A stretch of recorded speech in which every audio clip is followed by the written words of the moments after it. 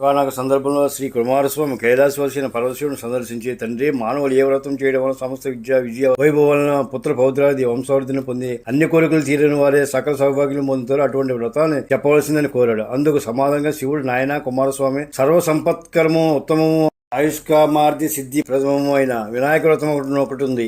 దీన్ని భాద్రపద శుద్ధ చవితినాడు ఆచరించాలి. ఆ రోజు ప్రాతకాలంలో నిద్రలేసి స్నానం చేసి శుచిపుత్రుడే నిత్యకర్మలను నెరవేర్చుకుని తమ శక్తి మేరకు బంగారంతో గాని వెండితో గాని లేదా కనీసం మట్టితో గాని విఘ్నేశ్వరుడు బొమ్మను చేసి తమ ఇంటికి ఉత్తర దిక్కులో పండ్లు గాని బియ్యం గాని పోసి మండపాన్ని నిర్మించి అష్టాదళ పద్మాన్ని ఏర్పరిచి గణేశ్వరుడు ప్రతిమను ప్రతిష్ఠించి శ్వేత గంధాక్షత పుష్పాదులతో పూజించి దోపదీపాలు వెలిగించి నేరుడు చెరుకు మొదలైన ఫలమును కిరువది ప్రకారం నివేదించి బంధుజనంతో కలిసి నూనె ఉపయోగించకుండా చేసిన వివిధ భక్ష్య భోజ్యాలతో భోజనం చేయాలి.